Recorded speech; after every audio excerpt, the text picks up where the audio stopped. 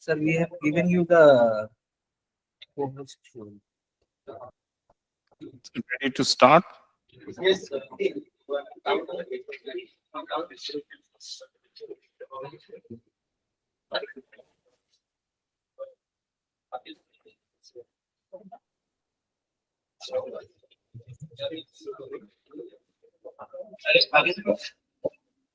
Welcome back to the first session of this course. Before we start with the session, I missed.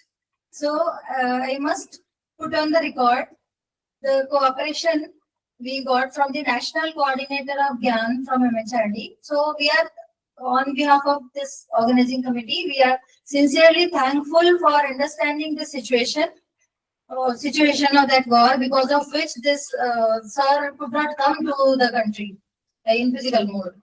Thank you, National Coordinator, for allowing us to go into hybrid mode and keeping with the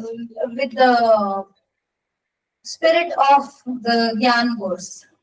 So we will start with the first session of first day of GYAN course.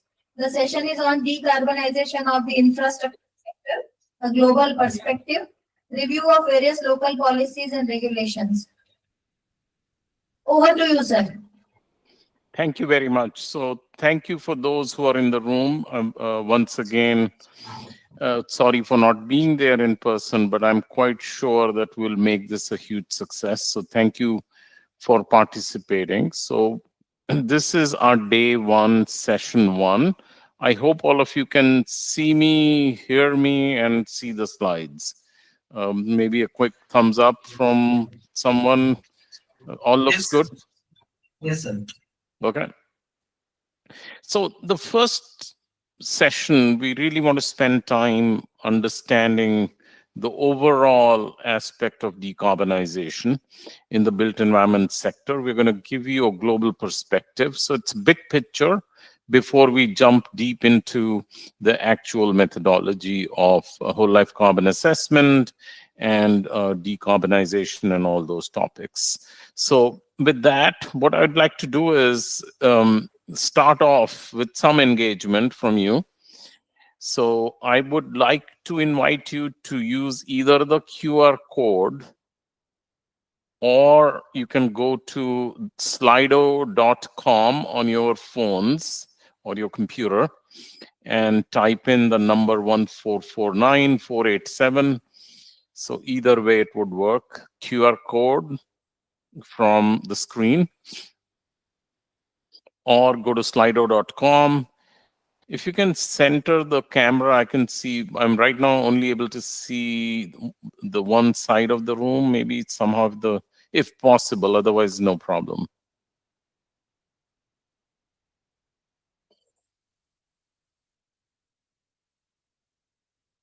So basically we would like to know from you, how would you It is focusing on the delegates because many of them are available in online mode also.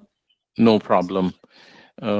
So we're basically asking you this question: how would you describe your current involvement with sustainability in the built and natural environments? I'm seeing 2 responses already. Deeply involved, so that's very good. We have very knowledgeable delegates and participants. I think you can see on my screen as we are getting the responses.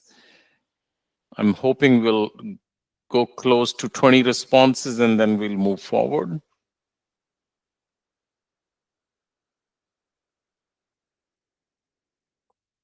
And you can respond, those who are in the virtual room also, you can scan the QR code, go to the app and be able to provide us responses. It'll be very helpful to gauge what is the level of activity in sustainability in the audience.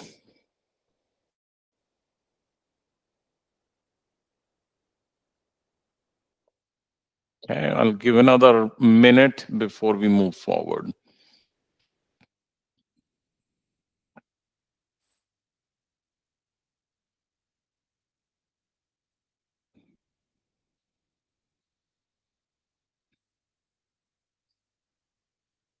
Got 17 responses. I think that should be good. I believe the poll remains open, so we will move to our next question. Here is the next poll question. How familiar are you with the whole life carbon assessment or WLCA methods? You can again scan the QR code. You can go to slido.com and give the poll question 1449487.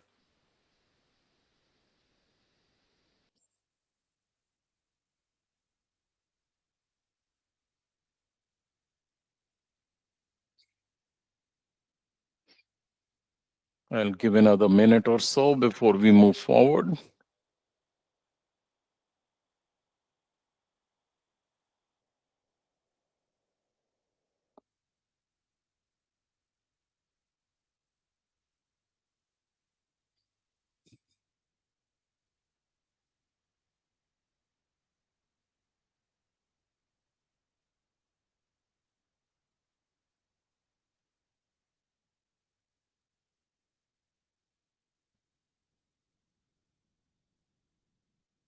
Okay. All right, so let me jump to the next slide. Now, specifically, one of the global standards that we will be discussing in this workshop is the RICS Whole Life Carbon Assessment Standard. Have you worked with or explored the RICS standard?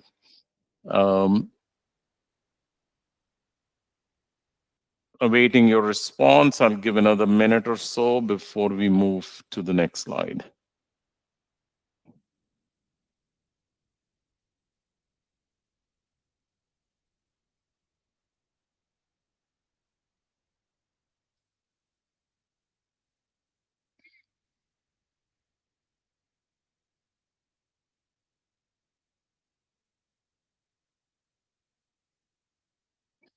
All right, so thank you very much for sharing your responses. I'll keep the poll open. So for those who would still like to go back and respond, that'll be great.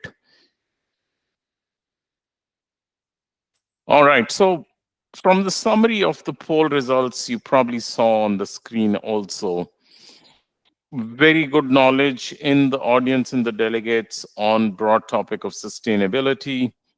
I think there is good amount of understanding on life cycle assessment, but it seems like the RICS standard, which was quite expected and understood, the exposure to the RICS WLCA standard is still low, and I think at the end of this workshop we'll be able to get that also included. So in this session, which is a day one, session one, after the inauguration session, I want to basically spend time discussing big picture of sustainability from an economic, environmental, and social sustainability point of view.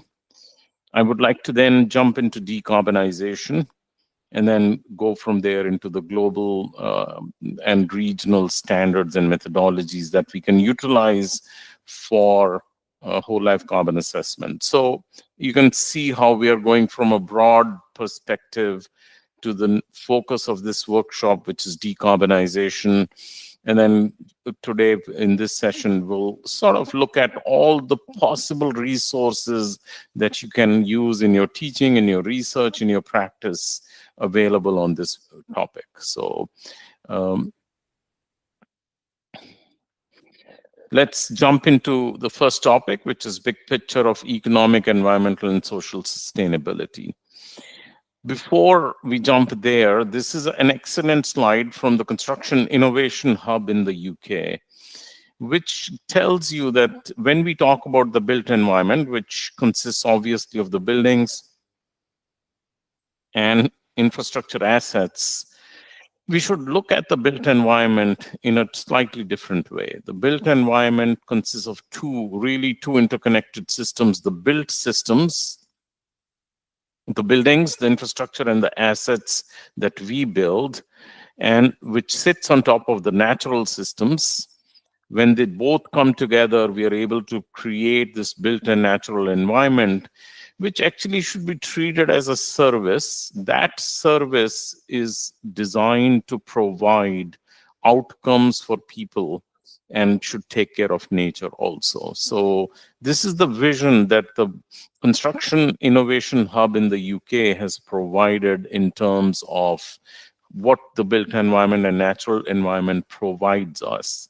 So whenever we build a building, we basically need to think of that building as uh, something that will help human beings, people flourish and provide outcomes to make their lives better, as the director and other dignitaries in the in the inauguration session talked about, that all of this really, civil engineering and all we do, helps society, helps community, helps human beings flourish. So that's sort of the vision that comes from the Construction Innovation Hub.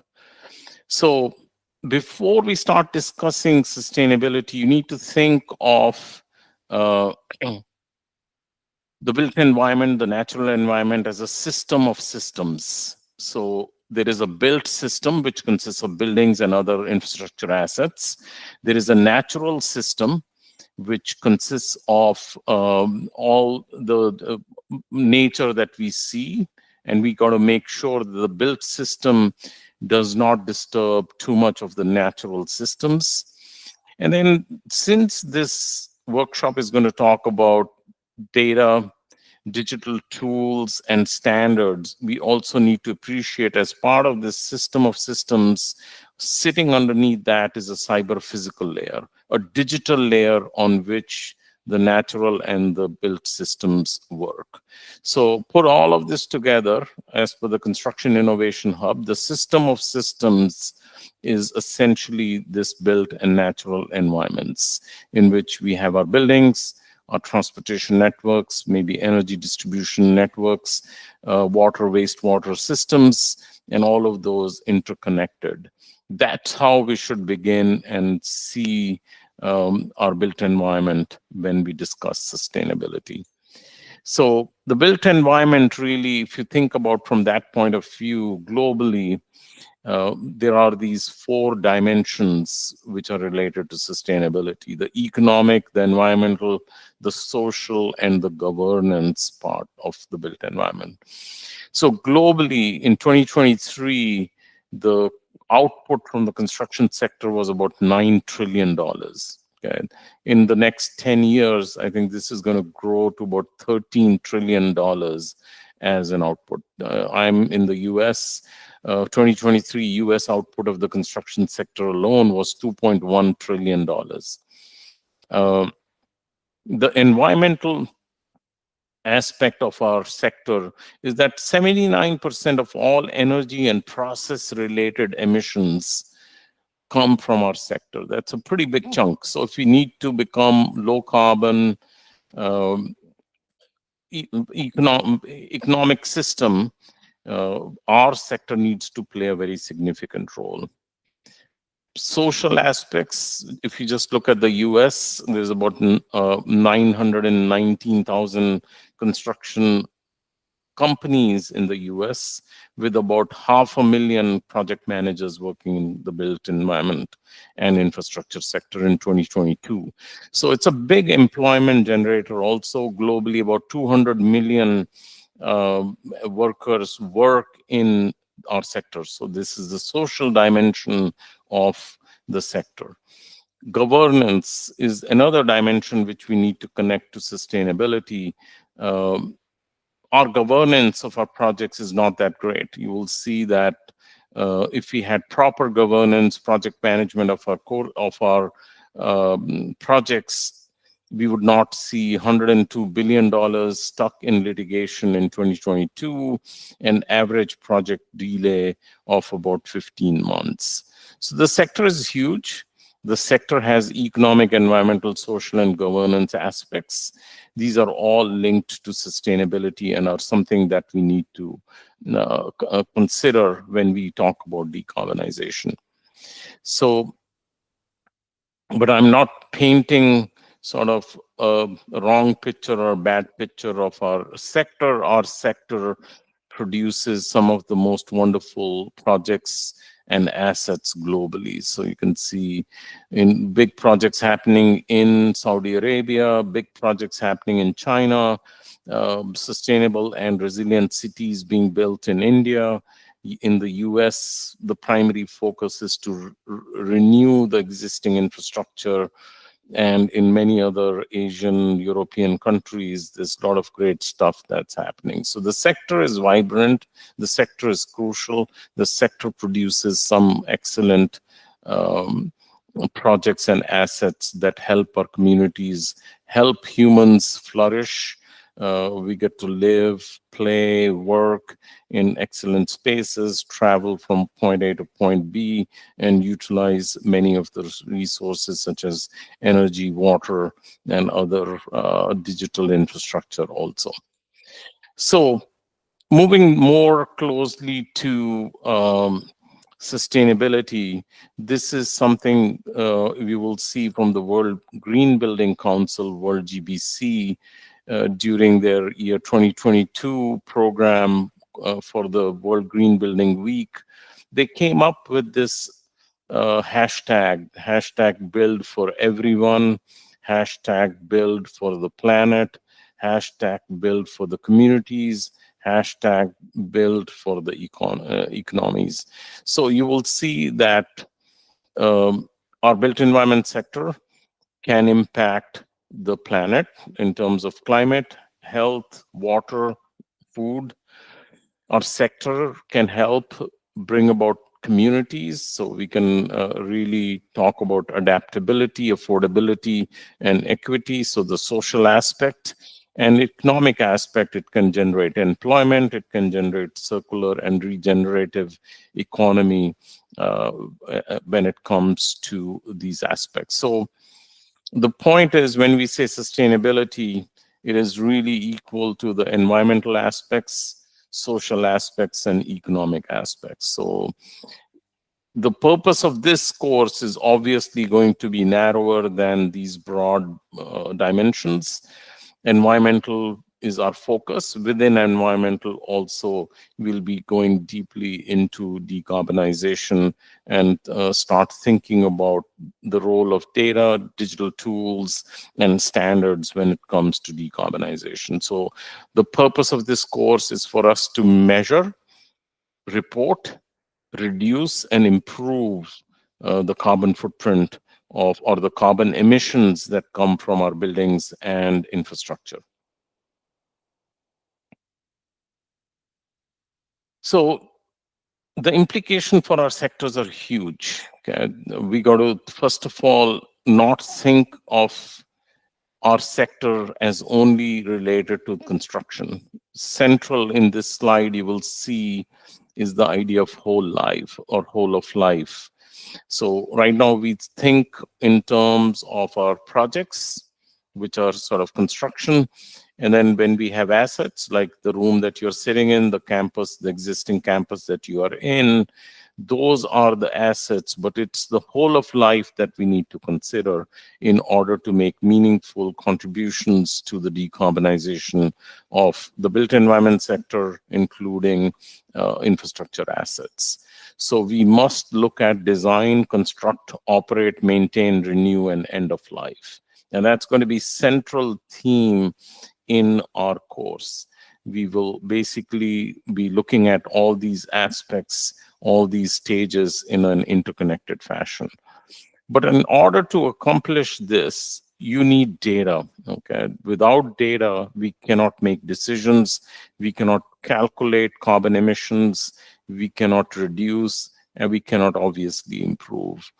So the data that we currently possess, if you go to a project manager, they will only talk about time. I shouldn't say only, but they'll primarily talk about time, cost, quality, safety, but I think sustainability data is also extremely crucial. So in order for us to connect the projects to the assets, so a construction project, when successfully completed, becomes an asset. If we want to take that whole of life view, we got to think in terms of the data about the environment, data about people, data about organizations, and data about objects and products that go into our buildings, into our infrastructure, assets, concrete, steel, doors, windows, paint, tiles, all those things we need data on in order for us to truly make sustainability work and be able to provide the desired social, economic, and environmental outcomes. Okay, so that is something that is extremely crucial. Obviously, we'll only be able to focus on a small portion of this, but I think it's important for you to see the big picture. So when we talk about construction projects, as I said, we need to think in terms of the interconnected nature of the social outcomes, economic outcomes, and environmental outcomes. So if you're building a building or a bridge, you have to think as we move forward as community, the society, the country requires us to produce assets that serve the communities. We got to be able to connect all these dimensions together. We should be able to figure out how to measure these economic outcomes. What are the metrics that we need for each one of these outcomes? The environmental outcomes, obviously, for this course, as you can see, while it's a very complex topic, but it's only a small portion of this overall holistic view that we must take. So our focus is going to be calculating carbon emissions from our projects and assets over their whole of life. Okay, but you can see big picture that we need a whole lot more outcomes and metrics in order to accomplish the social, environmental, and economic aspects of sustainability. So we got to be able to look at our existing or new assets. So in countries like UK, US, where there is so much assets already built, I think about 80% of assets that are required are already built and they're pretty old. So we got to be able to do whole life carbon assessment calculations for existing assets also. In a country like India, where 75% of the assets that are needed are yet to be built, so it's going to be all about new assets. But we can't forget about existing assets either. So we should be able to not only look at individual assets, but we should also be able to look at a network of assets like the campus that you are in. So being able to talk about these connected assets or network of assets and portfolio of assets is crucial. Once again, that asset performance, the focus of this course is going to be to measure, manage, improve, reduce, using a whole of life worldview.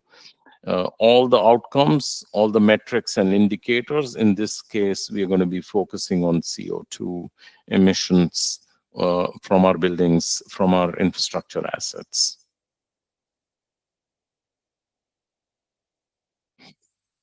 Okay, so how do we go about doing this? These are fancy terms. So you are maybe teaching a civil engineering student who's going to graduate and go work in the industry, and you say social outcomes, economic outcomes, environmental outcomes. What do they really mean? How would I go about measuring them?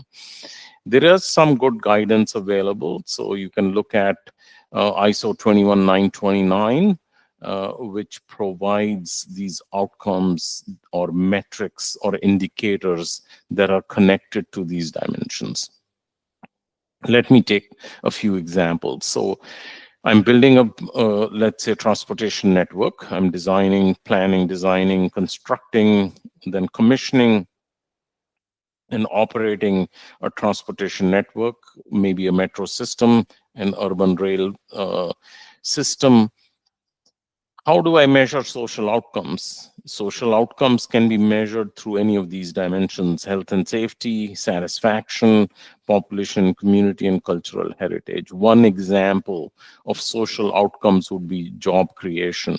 So in the local community, does this project create jobs?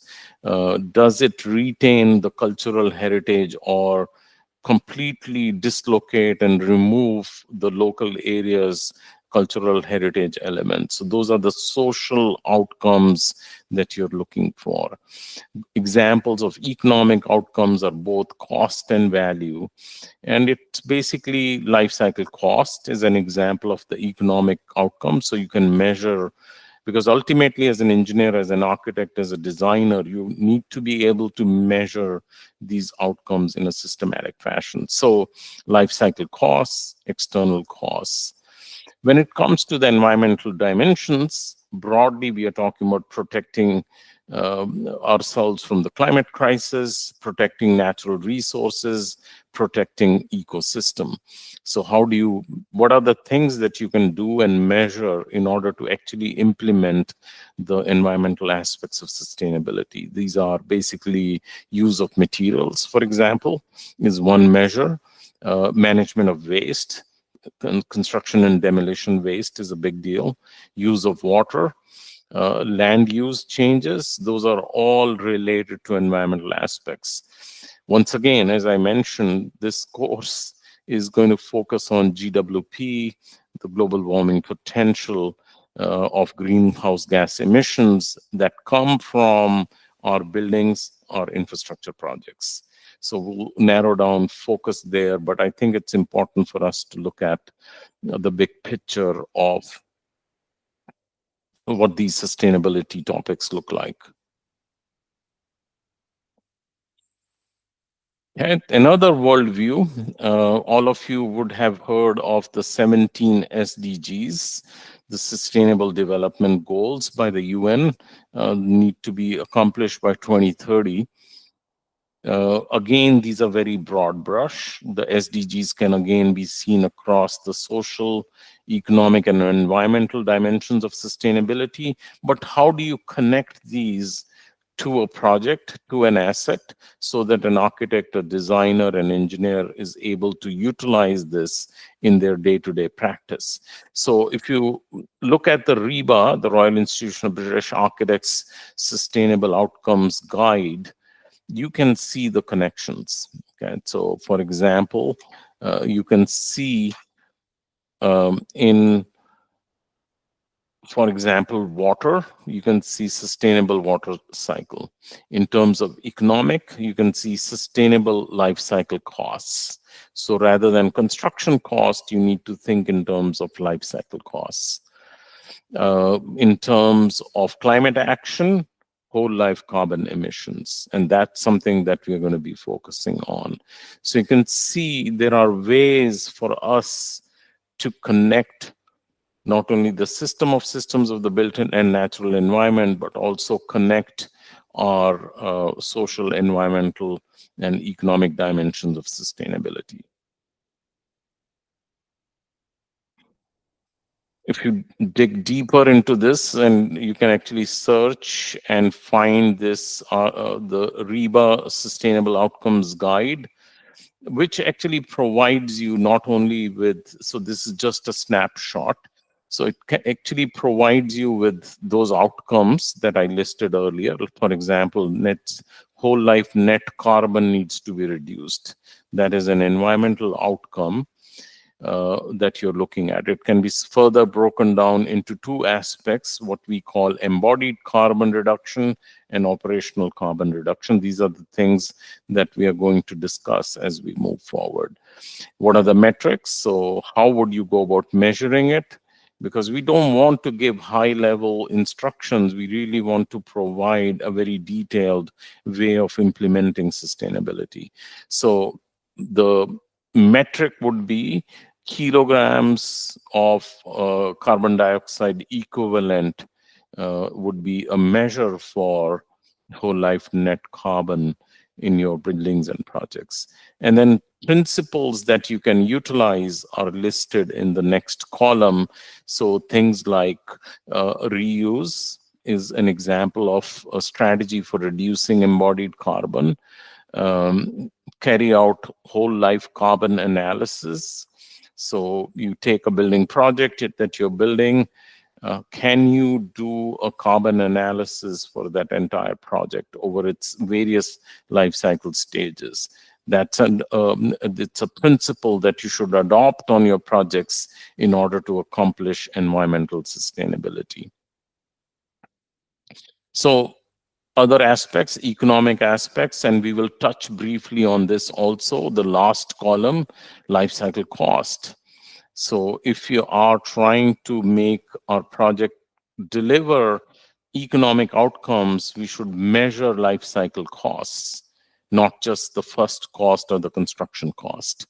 And how do you do that? You carry out a whole life cycle analysis of all the building systems or infrastructure systems that are going to be in your project or asset. Okay.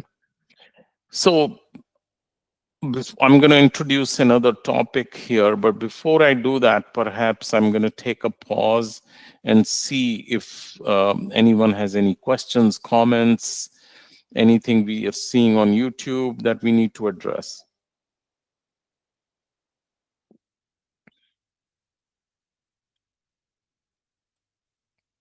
Any suggestion from the room?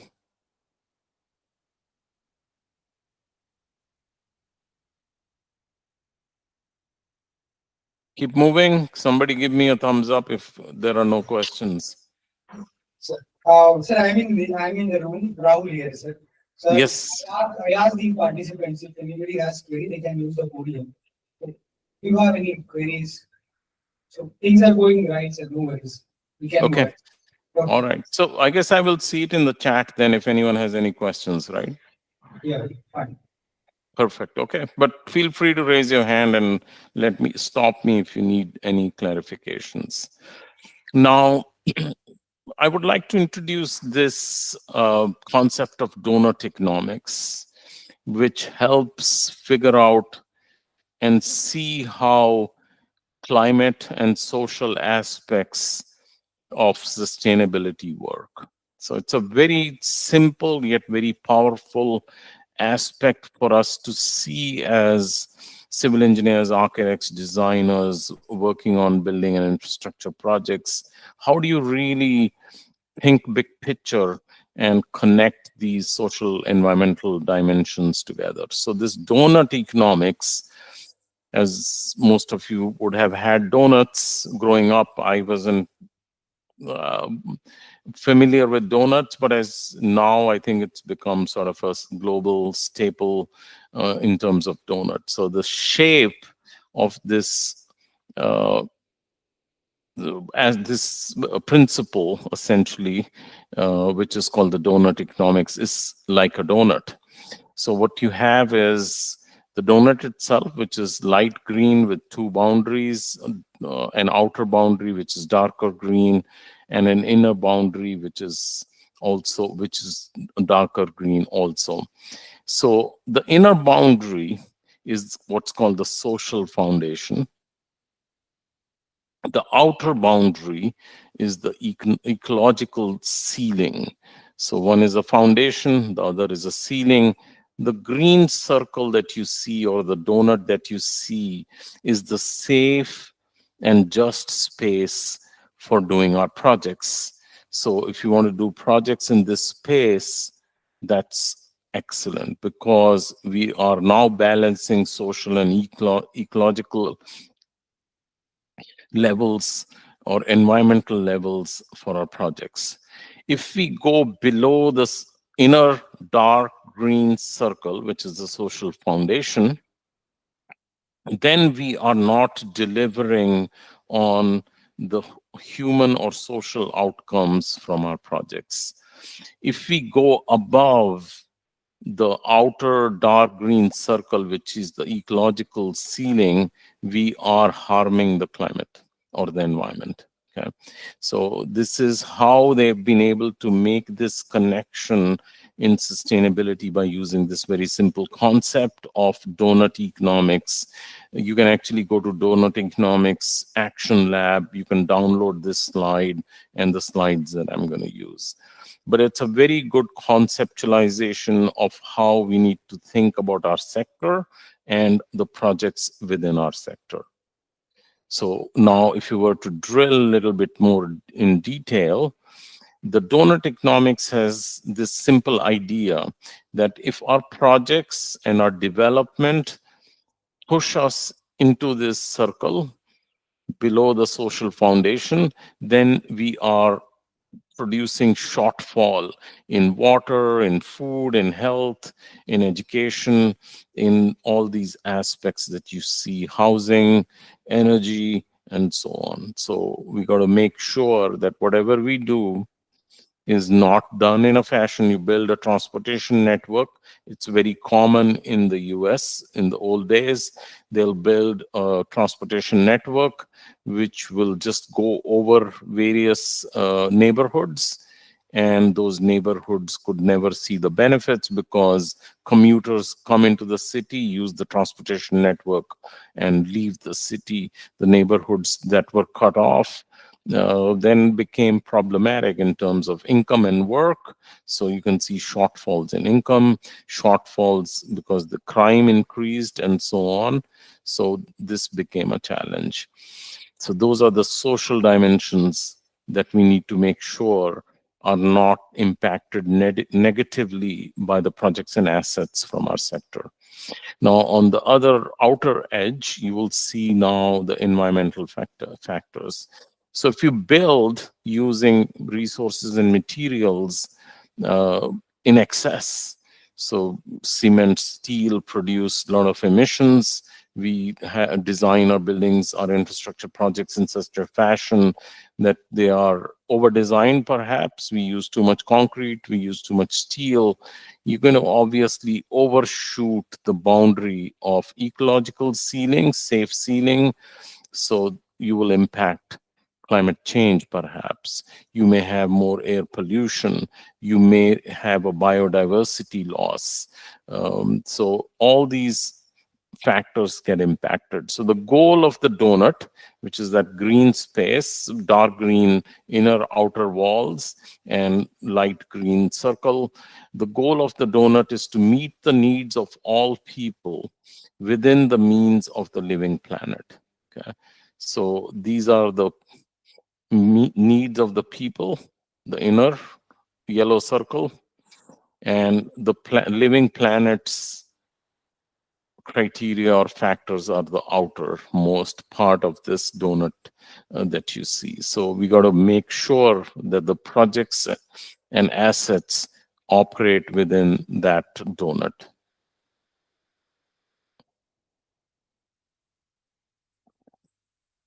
So these donut can also be connected. The donut and economics system can also be connected to SDGs. Because if you look at these are directly or indirectly connected to the 17 Sustainable Development Goals. So it's a good way of making that connection, because the Sustainable Development Goals otherwise may seem not too connected to the building sector or the construction sector. And at the same time, the donut economics can also be connected to the planetary boundaries. Okay, and we're going to be discussing this in more detail because that's the focus of this Gyan workshop. So you will see all of these are basically available under common creative licensing from Donut Economics Action Lab. They have been produced with the help of UN and other sources. So the sources are provided below.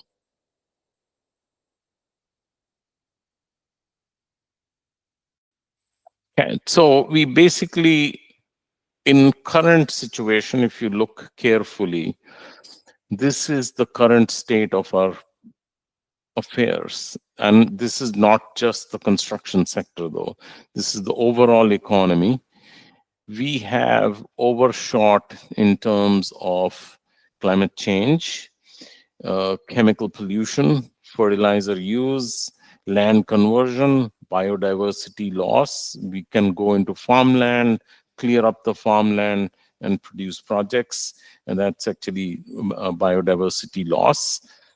In the UK today, you cannot get a new project approved unless you show what is called BNG, biodiversity net gain. Meaning if you're going to cut trees and remove biodiversity for impact the ecosystem, then you have to show somewhere else that you are producing, you are making a positive impact, and thereby showing a biodiversity net gain. Yeah. So you can see we measure today climate change. So these are all beyond boundaries. Air pollution, we don't quantify, but I'm quite sure that there are problems. So in today's world, the red wedges shows billions of people still cannot meet their most essential needs. So you will see in the inner shortfall and the outer overshoot, we are actually causing problems in both directions. In the shortfall, there is still probably affordable housing is a global challenge. We're not able to provide that. It's huge, both in developed and emerging markets. Housing is a huge problem in the Western world also. So there's a current state shows there is a shortfall. So we are going below the social foundation and we are overshooting the ecological ceiling in 6 of the 9 planetary boundaries already. Okay, so it's a big problem. Therefore, decarbonization, which is only one aspect of this big picture, is crucial. So if you look at the social foundation, which is that inner circle, there is a shortfall. If you look at food, the population that is undernourished is about 11%. Health, you can see the figures there, but more importantly for us, housing.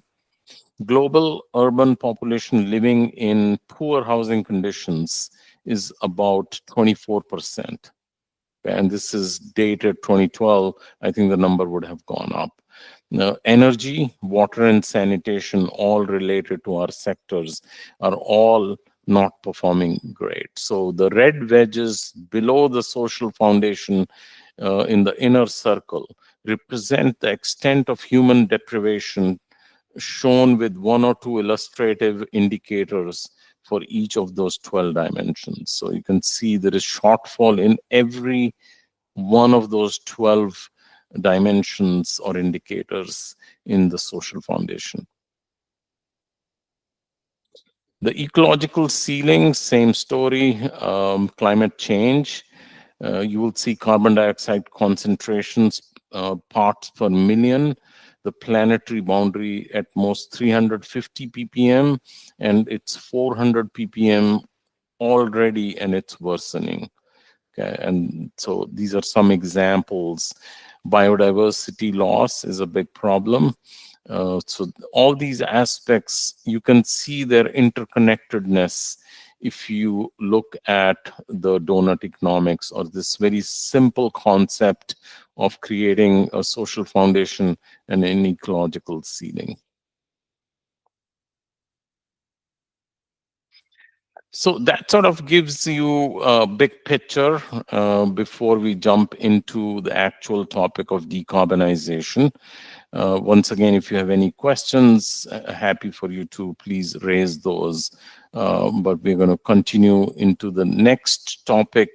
So you will notice that we are going from broad brush to a more specific topic of decarbonization now. So decarbonization as a concept is connected really to the Kyoto Protocol and then obviously to the Paris Agreement. As you know, that we are trying to maintain a rise in temperature which is sustainable of plus 1.5 degrees C. That is where the Paris Agreement goal is. Okay, so this is the climate action tracker. You can get this more detailed version of this graphic from IPCC, the Intergovernmental Panel on Climate Change. What we're trying to target is this 1.5 degree Paris Agreement goal. Many people think that we are going to miss this 2030 target or 2050 target, and it looks like the new target may be 2 degrees. So this is from where we sort of draw our motivation to decarbonize the construction sector. So it's a very crucial topic or area that we need to learn. So all of you must be familiar with the Paris Agreement and its various aspects. So the global mean temperature increase by 2100 is we're trying to limit that so that the negative impact of climate crisis can be reduced. But we are already seeing huge problems with the increasing temperatures. So the Paris Agreement came with something called the nationally determined contributions, or NDCs. So essentially what we are saying is, if this is, everyone globally has the goal of not going above 1.5 degrees C or 2 degrees C, what can nations do in order to make sure that we don't exceed that boundary? Those are called, and the national plans, the national climate action plans under the Paris Agreement are essentially the NDCs. So these are the nationally determined contributions. So India, for example, plans, I think it's on a 5-year cycle or a 3-year cycle. The last time we basically submitted one was in 2022, and now in 2025, the new NDCs from all countries who have signed to the Paris Agreement are supposed to provide. So India will be shortly in 2025 giving an updated NDC. So you use that 2050 target that we saw in the previous slide for the net zero greenhouse gas emissions, so connected to GHGs. It's essentially, the NDC is going to outline the country's post-2020 targets for reducing those GHG emissions and adapting to climate change based on its own capacities, circumstances, and priorities. Obviously, you become a signatory to the Paris Agreement, but there is no top-down pressure for you to do GHG reductions. I think India is aiming for 2070.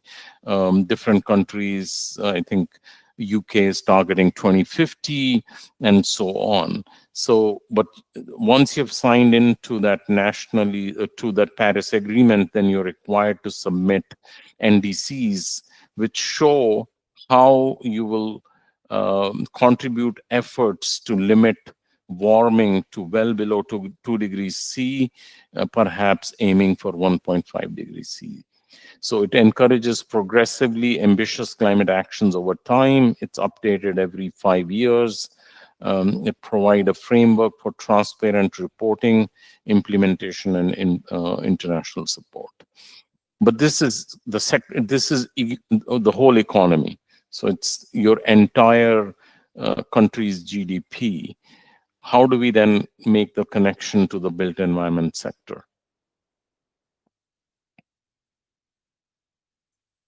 So if you took the 2018 study from the World Bank and look at all countries who had submitted NDCs, you will see that only very small portion of the NDCs currently focus on the buildings and infrastructure. So the very limited number of NDCs talk about our sector buildings. Mostly we talk about maybe automotive, maybe other aspects of the sector, and they also talk about waste. So NDCs still have a very low coverage, and this is regional coverage. Latin America, Middle East, and Africa, and so on, as you can see. But every NDC is slowly picking up. It is providing actions, performance, and policy information related to our sector. So if you measure the current NDCs submitted by various countries, a big chunk of that, those actions relate to policy, some portion relate to technology, and so on. In the built environment sector, the performance currently that we focus on is building energy efficiency and green buildings. From a policy point of view, creation of new codes, extending existing codes, and using renewables are the key focus of policy interventions in those NDCs. So we're now slowly coming from a very top high level, connecting climate change to Paris Agreement. From Paris Agreement, we connected to NDCs. From NDCs, we have connected to the built environment sector, and then we are going specific into policies, actions, and performance within those NDCs. So you're slowly seeing that in order to address climate crisis and decarbonize, these are the things that we currently focus on. So the ecosystem of the NDCs is such that India would produce an NDC aligned to the Paris Agreement, which will then have regional commitments, it will have city commitments, then it will obviously have organizational commitments, and at the lowest level, you will have projects and assets. So if you're doing building sector, this is how you will progress from national, regional, city level to individual projects and assets. So if you look at the 2022 update of India's NDC, there's not much mention of buildings at all. There are these main four focuses: the emissions intensity.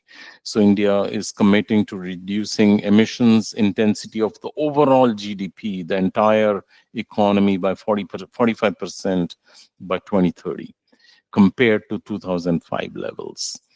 India is also committed in that NDC to achieve about 50% cumulative electric power installed capacity from non-fossil fuel energy resources by 2030, so cutting down on coal.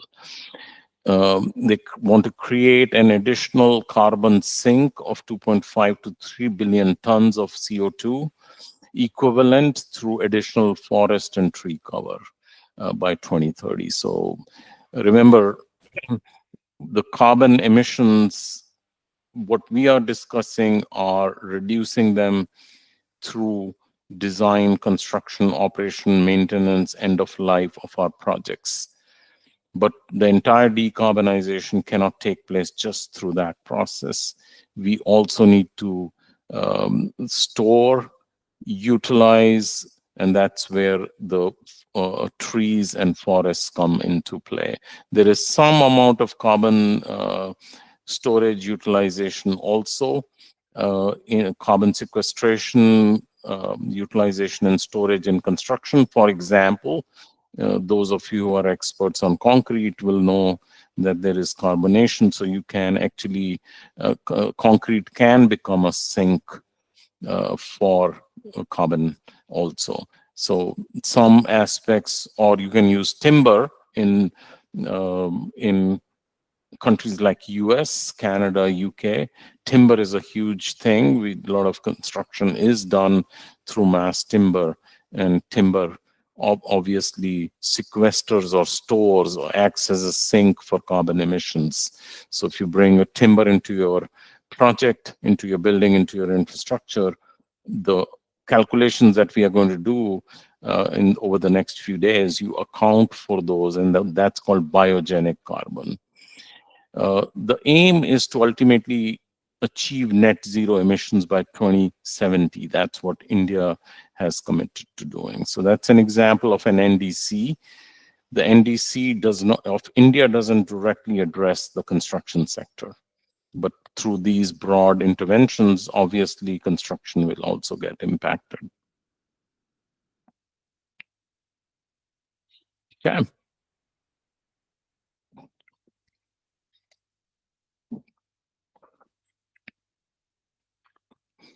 So now let's jump right into the emissions part, which is the focus of this workshop.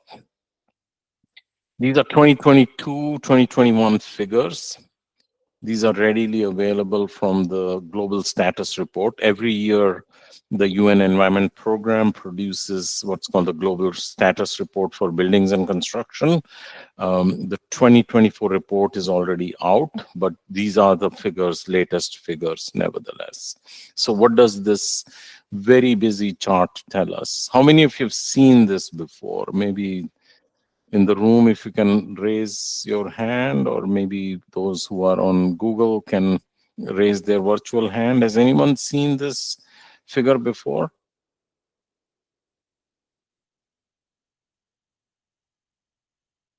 Am I seeing a hand go up? No? Okay, pretty straightforward. Let's start on the right-hand side. The pie chart tells us the whole story. So these are CO2 emissions from energy and process related emissions. Okay, so if you look at the pie chart, it basically tells you that the first pie here is 6% direct emissions from residential construction.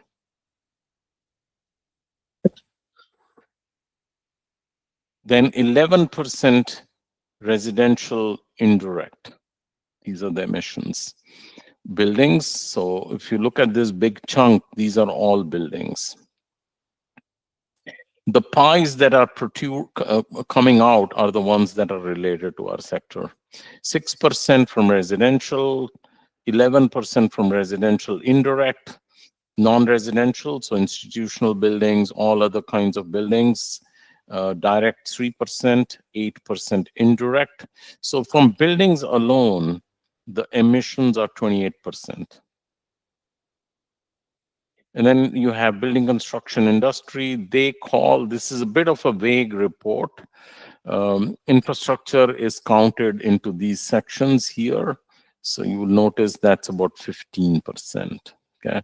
So this is basically a global estimate of CO2 emissions, what is called from energy and process related emissions. So look at the whole pie, that's the overall emissions from all activity, transportation, automotive, financial, hospital, every other sector combined is the total picture, out of which the construction sector is a pretty big chunk. So let's maybe tabulate that to give you a better picture of what this is. So from that figure, I prepared this table. Residential, as you saw, 6% was direct and 11% was indirect.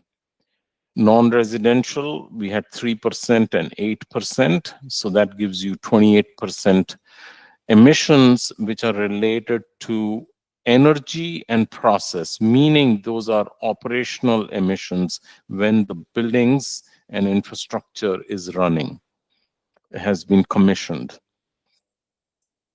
Then they also talk about, in the previous figure, if you go back, they talk about emissions coming from, okay, I think I've lost my mouse here. Okay, they also talk about emissions from building and construction, that's your infrastructure sector. Emissions coming because of production of concrete, aluminum, steel, and other materials such as bricks and glass. Okay, so this is accounting for all of those. So in the tabular form, you will see 28% comes from energy use, water use, burning fuel in the building, maybe for heating and so on. So energy directly taken from the grid, water directly taken from the public system, but then there are some local, maybe you're burning natural gas, maybe you're burning heating oil, all that indirect. Total comes to about 28%. And then 15% is from the production of materials that are used in construction. So in 2021, the entire construction sector, which includes buildings and infrastructure, produced about 43% of the global carbon emissions, about 15.5 gigatons of carbon emissions globally. Okay, so it's a pretty big number. Okay, if the economy has to decarbonize and become a low carbon economy, we must address this. So our role as constructors, as designers, as architects, as researchers, scholars, professors, is to contribute to the reduction of these emissions.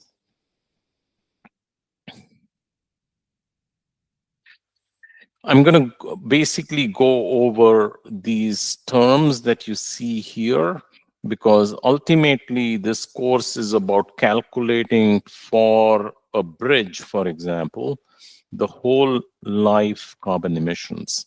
The whole life carbon emissions consist of in use, when the bridge is being used, it's being constructed and is being used, emissions coming during that phase, embodied, which are related to products and materials that go in building that or constructing that bridge, and then other types of carbon. So we will be going into much more detail, but here what I'm trying to impress on you is 43% of the global emissions from all sectors. 43% comes from the construction sector. So in order for us to decarbonize by 2050, by 2070, we will have to find a way to basically reduce or decarbonize our sector.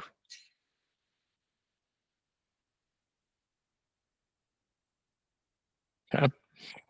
There's another study which is done by UNOPS, another UN entity, I think either Cambridge or Oxford, I forget which one, but you can actually go and get this information.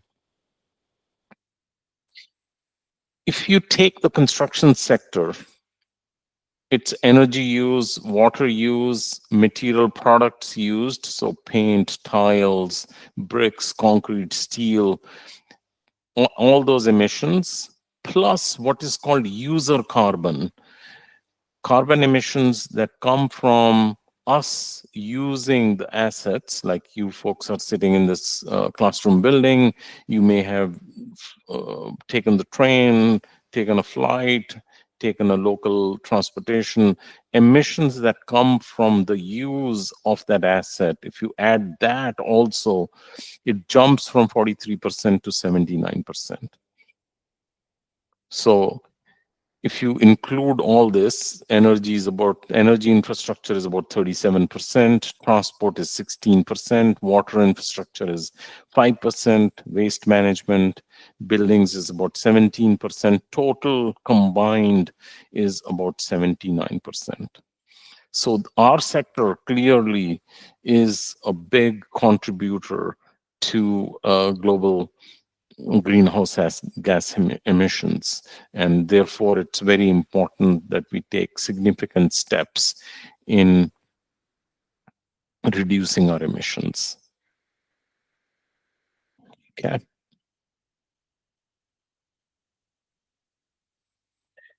But unfortunately, there's not much progress that has been made. So on this chart, I say progress made, not made.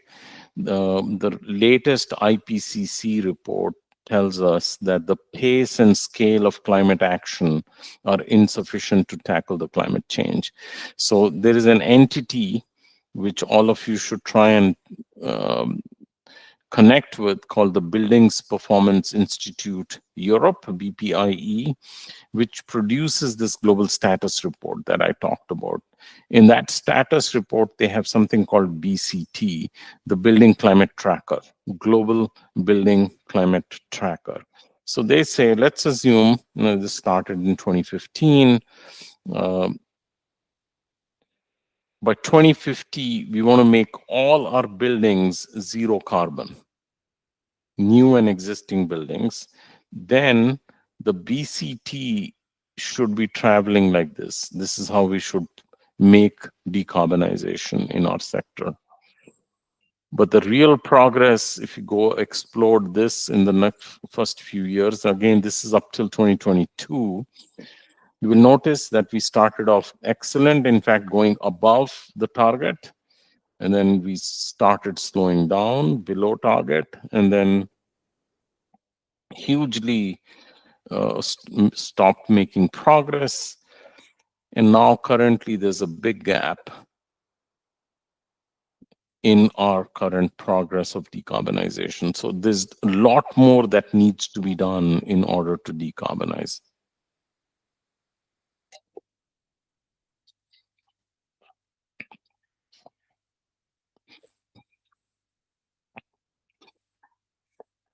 So we also at RICS did a study. This has been updated. I have 2024 figures also, but you will notice that we get about 5,000 responses globally. So it's not a small sample. It's a pretty big sample of practicing architects, designers, constructors, cost consultants, sustainability experts globally. We asked a question: do you measure carbon emissions from your projects? We specifically asked about embodied carbon emissions from projects. So the big response that we received is that only about 15%, under 15% of the respondents actually measure emissions from their projects. So we measure cost, we measure time, we check cost, we check quality, we check safety, but very few, only about 14 to 15% of the respondents said that they even measure carbon emissions from their buildings, from their projects, and then use those calculations to make choices of materials, systems, and components. So that shows you that that's why in the previous slide, the progress was so slow. If you're not measuring, how would we be reducing? We asked, why is this happening? Why are we not giving it a big priority? And why are we not using digital tools? So when we checked on that, most digital tools in sustainability are being used for energy modeling, reducing energy use, to measure and minimize waste, to assess things like indoor air quality and thermal comfort. But again, emissions are much lower in the list. Then we asked, what are the reasons why this is not happening? Why do you see such low numbers in terms of folks measuring carbon emissions from their buildings? So these were the top 3 reasons: lack of established standards, tools, databases, benchmarks, and guidances. So, and that's the reason why I guess this workshop is so crucial, that we start disseminating information related to standards, which is what we are going to be discussing, methodology on how to measure carbon, high cost or low availability of low carbon products, materials, and components. I think Dr. Alagankar is doing excellent work in this area of low carbon materials, including bio-based materials. And then there is gap in knowledge and skills. So if you talk to maybe an experienced construction manager, probably you will see that there is not much uh, knowledge or skill available in that group to measure emissions. How, if you were to say, this is my, let's say, a road project, they can calculate cost, they can calculate maybe do the scheduling and calculate the duration, but being able to calculate emissions from that project are still a challenge. So it's a huge issue in terms of knowledge and skills.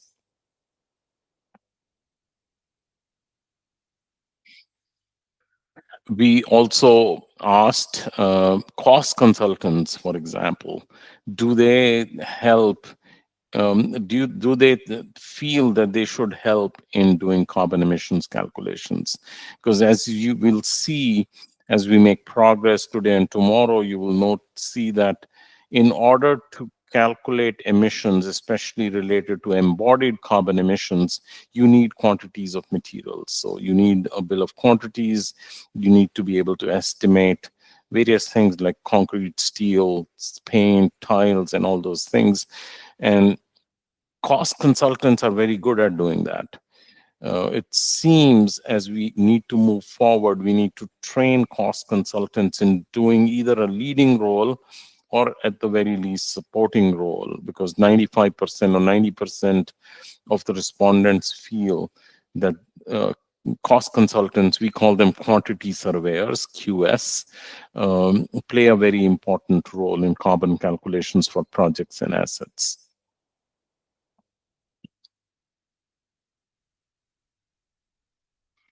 Okay, so why should we really care about it? I've given you the donut economics, I've given you social, environmental, economic dimensions, and lots of big picture.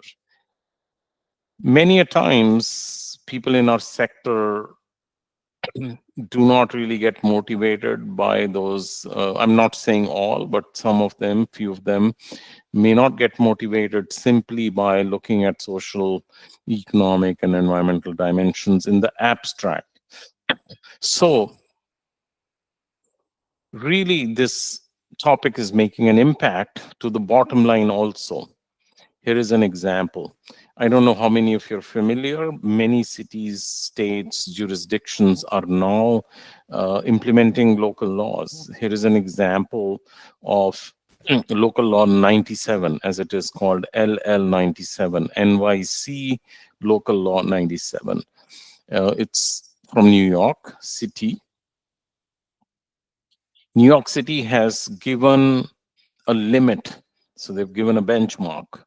They say if you have a building in the New York City, let's say in Manhattan, then starting 2024, if emissions from your buildings are above those published limits, then you're going to be given two choices. One, pay a penalty, or retrofit your building to make sure it is below the limit that is provided in the local law 97. So there's an entity in New York called REBNY. It's the Real Estate and Builders Association of New York or some such thing. So it's an industry body. They did a study. They looked at 3,780 buildings in, I believe, just uptown, downtown, midtown, or maybe midtown and downtown, that would face fines due to local law 97. In 2024 itself, about $213 million in fines will be collected from these buildings. Okay, by 2030, this will grow to $1 billion.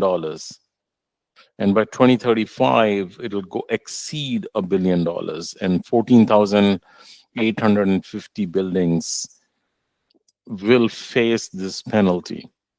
So it has an impact on the bottom line. Some of these buildings are actually high-rise, multi-family housing projects.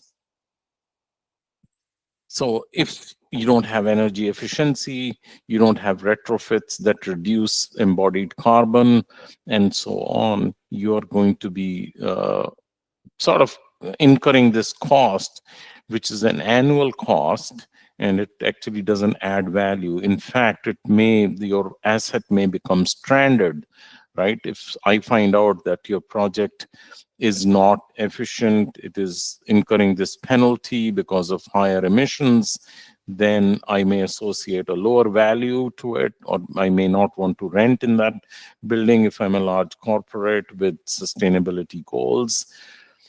Those are going to then become stranded assets, which either require more money to be spent in retrofitting and improving the efficiency and bringing down the emissions. So it impacts the bottom line, but as connected to this workshop, how would you go about making these decisions? Obviously, you need to first measure the emissions from your buildings. Then you need to compare strategies for retrofit for reducing the carbon emissions from your asset. And therefore, being able to conduct a whole life carbon assessment, being able to calculate carbon emissions from your assets, and then come up with strategies, design options, construction options that reduce and use low carbon materials is then going to be the next logical step. So it's going to be a huge service area that practitioners need to pick up, researchers need to research, and professors need to teach in the classroom so that this need can be met.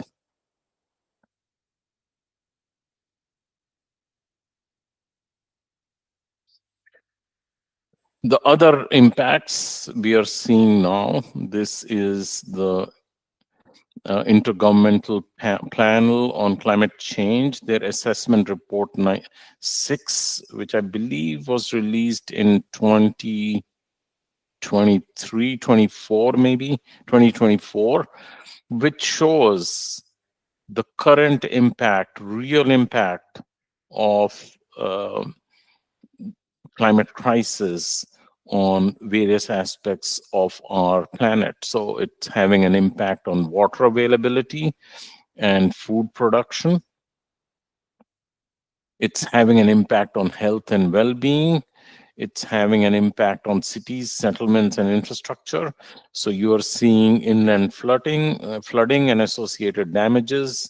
You're seeing lots of floods and storms. You're seeing damages to infrastructure, damages to key economic sectors, and then it's also harming biodiversity and ecosystems. So you're seeing disturbance to freshwater ecosystems, for example. So we started by discussing social, environmental, and economic outcomes. That's one way of looking at it. So that may be the carrot, that produce outcomes that help the planet, help the society, help the community, and maybe also brings prosperity, meaning it is better in the economic dimension. If that message is not clear, then the stick, which is impact on your bottom line, pay fines, or impact on the assets. So if I'm a city and I'm facing flooding and I have to repair that flooding, I have financial losses again. I have trouble getting insurance. You've seen here in the US, California, Los Angeles had huge forest fires, because of which insurance companies have disappeared. You can no longer insure your houses, which means then it's impossible to get mortgage loans and so on and so forth. So the stick side of this is financial losses, flooding, forest fires, damages, wildfires, and so on. So this report, which is a very, very lengthy report, gives you these things, the adverse impacts, adverse and some positive impacts. They've broken it down, and they share with you the confidence and the impacts on those dimensions. So it's therefore very crucial to either look at the carrot or the stick, but be able to now make progress, at least in this dimension of decarbonization. So impacts are driven by changes in multiple physical climate conditions. If you look at the B, the lower left side of the slide, you can see other aspects. And then if you look at the right-hand side, C, which is the impact, remember sustainability, the old very important definition is that consume, use, only in that much portion that it doesn't impact future generations. You leave some good stuff behind. If you look at it, what we are doing right now likely is going to have a lot of impact on the future generations. So that's another aspect of sustainability or decarbonization that we need to consider. So they also suggest some changes. So if you look at it, this connects sort of back to the sustainable development goals. The sustainable development goals. If we are sitting here, this is when this assessment report 6 has been produced in 2024. Clearly, we have these options. Hope we will remain below this planetary limit of 1.5 degrees centigrade, but if we don't do much action, there is a big possibility that we'll have high emissions, we'll have severe weather conditions, we'll have issues with ecosystem degradation and reduced options for development. So we should try and take action in such a way that we stay here. And to stay here, one of the most important things that we need to do is reduce our emissions. And that's where this workshop fits in. Okay. Again, a very busy chart, but I'm going to just draw some highlights here. If you look at it, this is not a construction sector report. This is a broad economic report. So being recognized as an area that we need to intervene clearly shows you the importance of the construction sector. So if you look here, they say that the potential for demand side mitigation from the building sector is very high. So we must act and provide this benefit. So that's one. They also say that the industry that can have an impact is construction materials, for example, energy efficiency, material efficiency. So if you look over on this side, the mitigation options include efficient buildings. Okay, so you will notice that in this global non-sector specific report also, it is clear that buildings, infrastructure, construction, or materials or emissions will play a very important role in the decarbonization of the economy. So if you want to read the whole report, it is available at this DOI link. So if you click on this link, I think we'll be sharing with you PDFs of these slides. So hopefully you can click here and get the entire AR6, which is actually a very, very big report. Okay. So the next topic, and now again, we're moving more in the direction of decarbonization now and whole life carbon assessment, which is where we really want to head. I'm going to again take a pause and see if there are any questions or comments at this stage. How are we doing on time?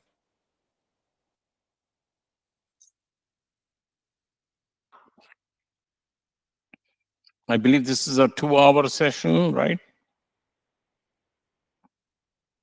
I just want to make sure I'm pacing myself. How much more time? Yes, sir, till 1 we can go. We have 35 minutes more. Okay, all right.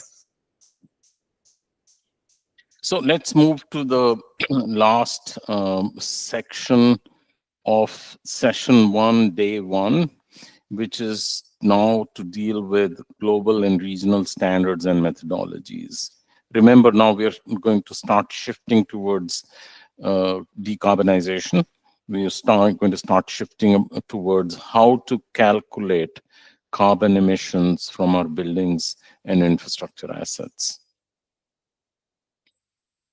So first thing we need to be able to do is measure how much carbon is being emitted from our buildings. I'm going to keep saying buildings, but I mean to also say our infrastructure projects. There are numerous global standards and methodologies available for us to do whole life carbon assessment calculations. The two most important ISO standards are 14040 and 14044.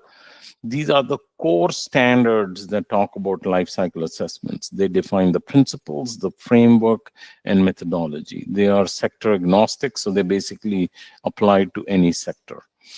Then you have the ISO 14067, which basically helps you quantify and report carbon emissions from products and services such as building materials.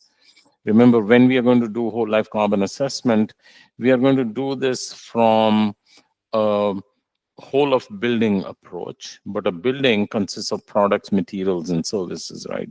So it has components, doors, windows, mechanical, electrical, and so on. In order to do whole of building life cycle analysis, you still need to be able to get carbon emissions from these individual product systems and components and assemblies. That basic knowledge comes from ISO 14067. Probably the two most important, not global, but European standards, which are used globally, are EN 15804 and EN 15978. Those who have done whole life carbon assessments, you would be very familiar with EN 15978. The latest version of 15978, which is going to be a huge update, is likely going to be released 2025 or early 2026. This standard, the 15978, helps you again in a very detailed fashion, but since it's a global standard, it provides you high-level information on how to find the environmental performance, which basically means carbon emissions from buildings and infrastructure over their entire life cycle. The other global standard, which we have produced as RICS in its second edition, which was released in September 2023, is the RICS Whole Life Carbon Assessment Standard. This is a globally applicable standard. It aligns with all the previous ISO and EN standards. It's about 220 pages. It's freely available. You can download and use it. This standard actually guides practitioners, researchers, scholars, maybe students and professors on how to conduct step-by-step over the entire life cycle of a project or an asset emissions calculations. So during construction, how much emissions, during buildings use, how much emissions, to operate it, to run it, to maintain it, to retrofit it, to repair it, how much emissions are taking place, and end of life, how much emissions, and then beyond system boundary, how many emissions are taking place. This is not a comprehensive list. There are many, many more, but these are top level global standards that you should be familiar with. Perhaps you're already familiar with. Now, if you look at the US, some entities and their products are very important for in the American setting. This first one I would recommend is called CLF, Carbon Leadership Forum. Carbon Leadership Forum has been conducting research. They're based out of University of Washington in Seattle. and they provide a lot of guidelines on WLCA, on benchmarking, and other aspects. Then there are two initiatives, in fact, three initiatives in the US, which are extremely crucial. AIA, the American Institute of Architects Architecture 2030, the Mechanical, Electrical, Plumbing 2040, and Structural Engineers 2050. These are all initiatives which help and provide practical guidance to their members, primarily to their members, like RICS WLCA that I showed on the previous slide, also is essentially geared towards our members. We have 150,000 members globally, approximately. So our members, we provide practical guidance on how to calculate in a consistent methodology carbon emissions from buildings and infrastructure. Same way they provide Architecture 2030, MEP 2040, and Structural Engineering SE 2050. They're all interlinked, but good resources. Obviously, LEED version 5.0 has now whole life carbon, embodied carbon, LCA credits. I don't know how many of you have looked at and used LEED 5.0. It has this aspect. So it again becomes a very important topic for you to address. There's an upcoming standard in the US, 240p, from ICC and ASHRAE. ICC is the International Code Council. 240p most likely will be released early 2026. It is most likely going to be a US standard for quantifying life cycle GHG emissions of buildings. I don't think it's for infrastructure projects. It's closely aligned to our standard, so another useful resource. If you look at Canada, Canada also has several initiatives going on. They have, in I believe 2023 December, they released their embodied carbon standard. And then they have several other initiatives. City of Vancouver, City of Toronto, all have, very similar to New York, their own city level interventions for life cycle carbon emissions. The European Union has numerous initiatives. They're probably quite far ahead. The most important one for all of you to look at is called the Levels Framework. It's a very interesting framework which connects various taxonomies. It is a framework that is being used for monitoring sustainability performance of buildings, which uses whole life carbon. There's a French initiative called LCBI. It's a low carbon building initiative. It's a labeling scheme like the Energy Star or LEED Platinum, LEED Excellent. So LCBI is purely for life cycle carbon performance. It's now, I think, in about 10 European countries. So LCBI uses our standard, but it's a labeling program. Most of the Nordic countries have excellent life cycle analysis guidance for the construction sector, and EU has numerous other resources that you can also use. Now, if you look at Australia, Singapore, India, life cycle carbon initiatives, the one important one that I'd highlight is called MECLA. It's the Materials and Embodied Carbon Leaders Alliance. And they're an industry body which basically is helping bring carbon emission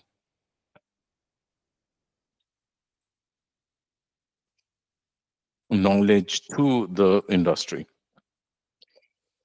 Then you have Neighbors and Green Star.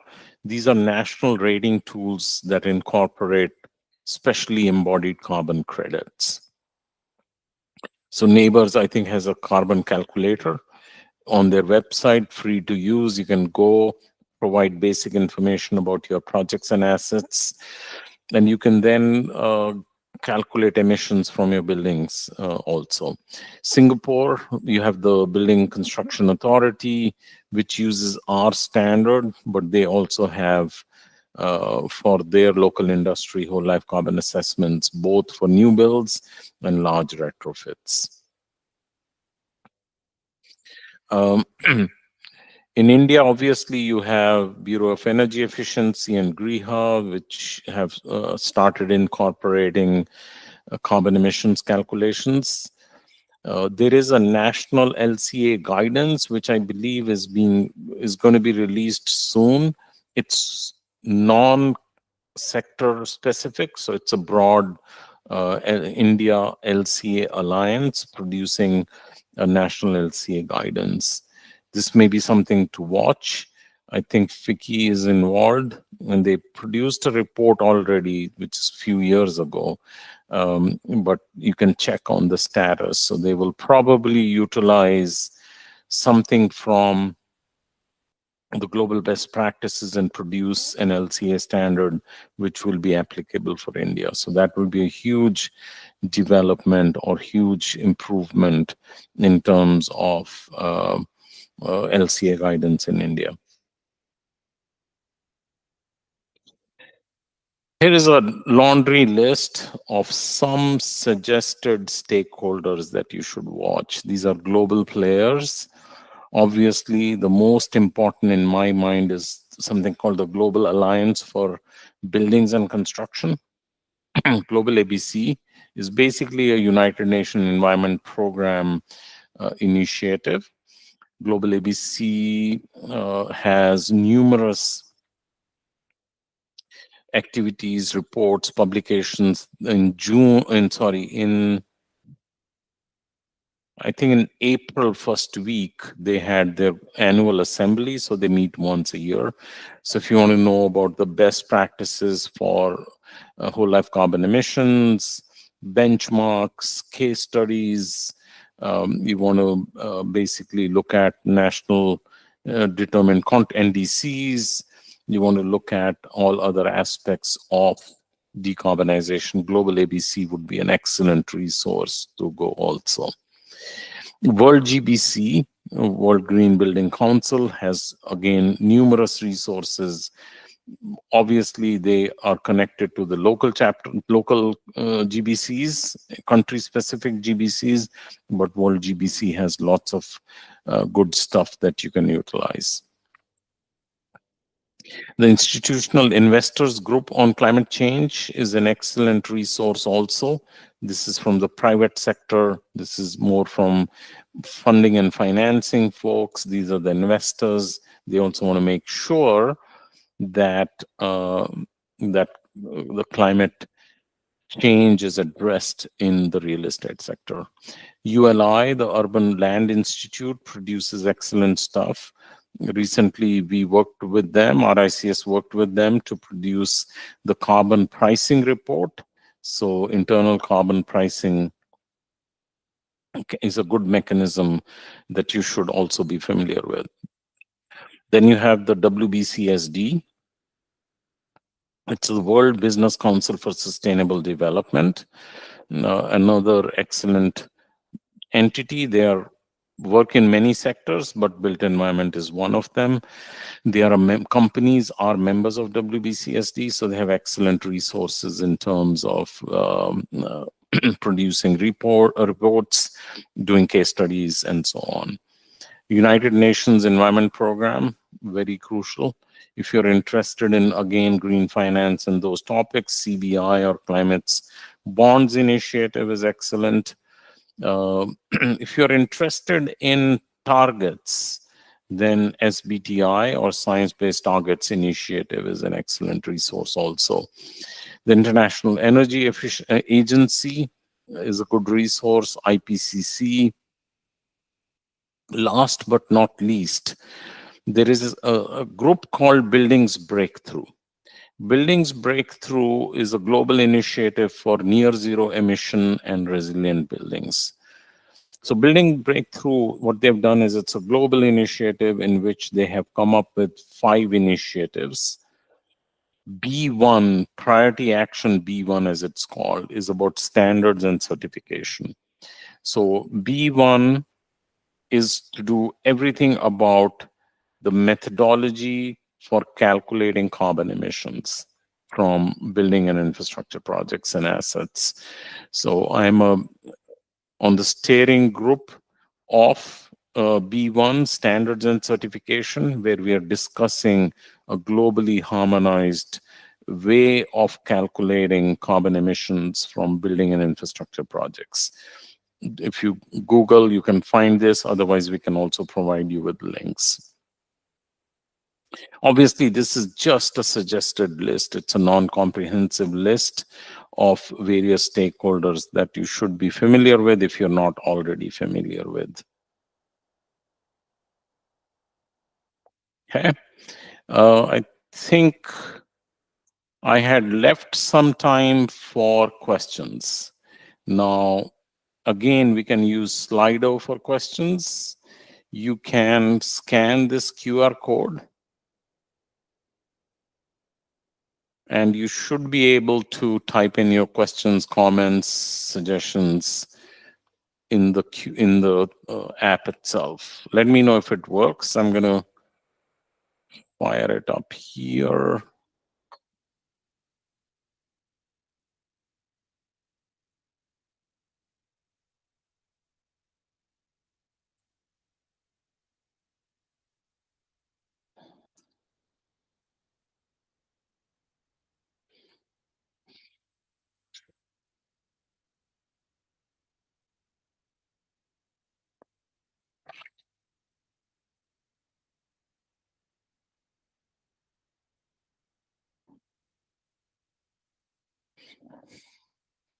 Okay, so anything that I can clarify, any additional information that I can give before I sort of give you a glimpse of what's coming in the next few sessions? The question answer is open. I can see it. I got 18 votes in the first question that we did poll 1, 19, and then 20 in the third poll question. The audience Q&A is open. I have 0 questions, but I'm going to still wait and see if anyone has any questions, comments, suggestions, maybe any feedback. Is this something that is making sense? Do we need to repeat some portions? Do you need any other help before we move forward?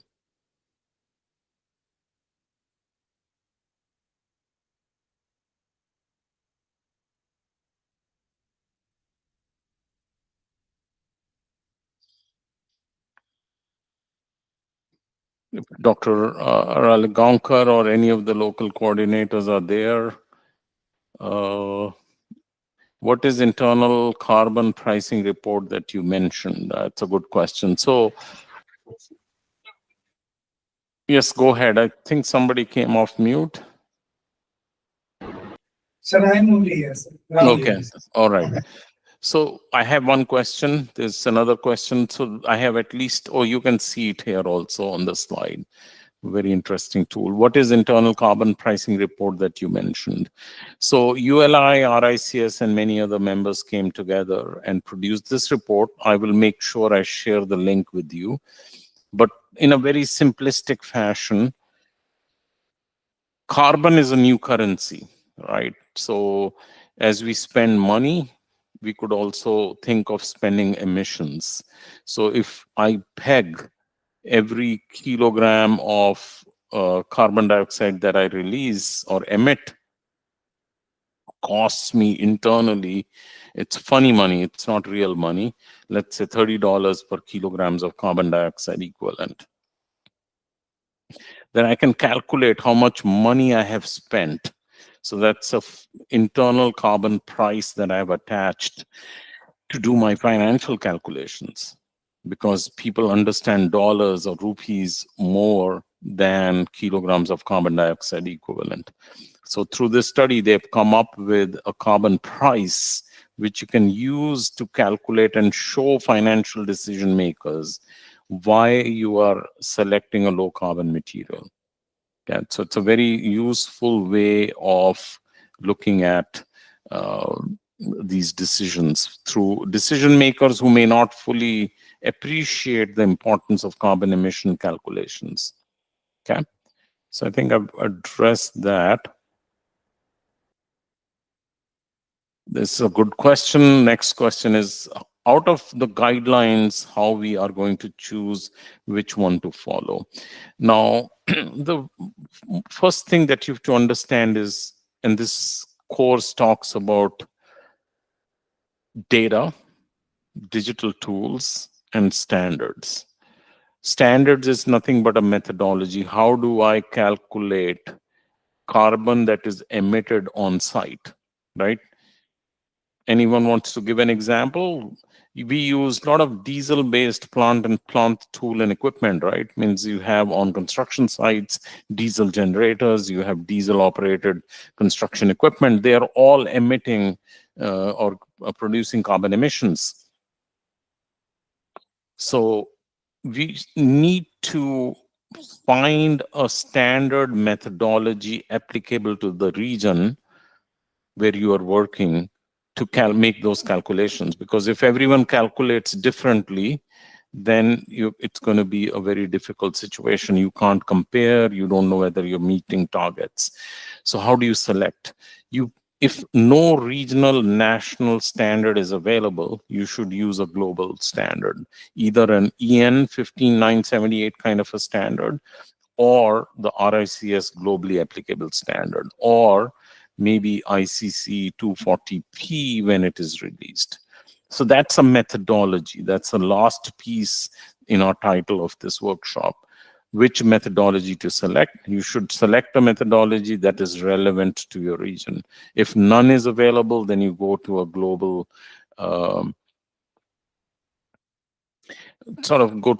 standard that is applicable. So next thing is digital tools. How do you pick a digital tool? What's available? I think in India, one-click LCA is available. There are lots of free carbon calculators that you can use. EC3, which we will discuss in this class. We are also arranging World Bank IFC to give a sort of demo of a tool called IFC Edge. So IFC Edge is relevant to the Indian context. So then you select the digital tool. The last piece, which is the data, is going to be extremely crucial. How do you select that? Currently, there is very low availability of data in various regions. I think India may be slightly better, but still there are a lot of gaps in data availability. So let's say for your project, you calculated that you need 1,000 cubic meters of concrete of a particular grade. Which carbon factor do you use to say how much carbon is emitted in the production of that concrete? You need local data. Okay, local data may not be available. Then you have to go for some industry-wide data, maybe some data from global sources. What you really need, and we are going to be discussing that in a lot of detail, is called EPDs, Environmental Product Declarations. They tell you how much carbon emissions or GWP for a cubic meter of concrete, so that then you can utilize that to calculate emissions. Okay, I hope I have addressed that, but we're going to continue to talk about this. How can we shift from short-term development gains to long-term sustainability gains? That is the biggest challenge. That is the million-dollar question. So you go to a developer, they're going to just talk to you about the construction cost. Right? That shift to whole life thinking is very difficult. It is easy to say for me here in this workshop, but very difficult to implement. But things are changing. So for example, if I put poor quality, low cost windows in my building in New York, maybe I'll save some money today, but then for the rest of the life of that asset, let's say 60 years, every year I'll pay a penalty.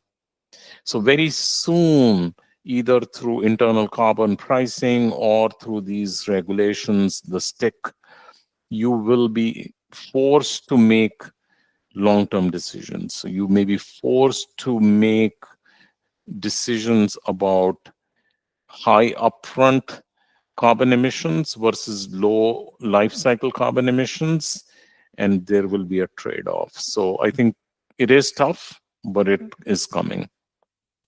Since much of our construction sector is unorganized, how can we effectively implement decarbonization in India? Actually, construction sector is unorganized globally, maybe a little bit more in India. But there's a lot of progress. Use of BIM is increased or increasing. Use of other digital tools is increasing. I think there must be some exemplars, initial buildings. I know Google, for example, in India is using our standard to decarbonize one of their projects. Unfortunately, I won't be there, but I was going to meet a large real estate developer in Delhi who are doing a whole life carbon assessment on a very large development in Delhi. I was also giving a keynote in Ahmedabad where we were going to be talking to other developers, other folks. So it's happening at a lower level or a smaller scale, but it's going to continue to increase, I think. But it's a big challenge.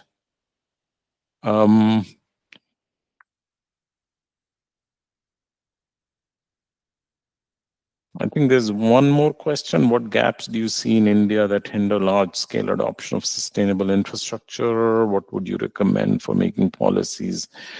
I'm going to be discussing national guidelines and policies of making a WLCA ecosystem. Okay? I think there's good stuff happening. Already there's a lot of good stuff happening, and Professor Ralagaonkar is going to cover the research that's going on in low carbon materials, because it's not an easy answer. You need data, you need low carbon materials, you need knowledgeable, skilled people, you need a standard methodology, you need digital tools, many things you need for WLCA. So we've come up with a national playbook or roadmap for implementing WLCA ecosystem at a country level, which I will be sharing with you soon also.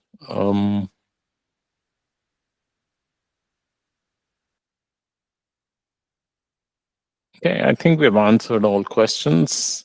Did I miss anything, Dr. Ralagaonkar? No, sir. I think we have taken you have taken all the questions which are there on the slide. Brilliant. I will share these with you also. I'll share the polls and everything so that we can publish maybe a report later on. Yes, sir. Thank you.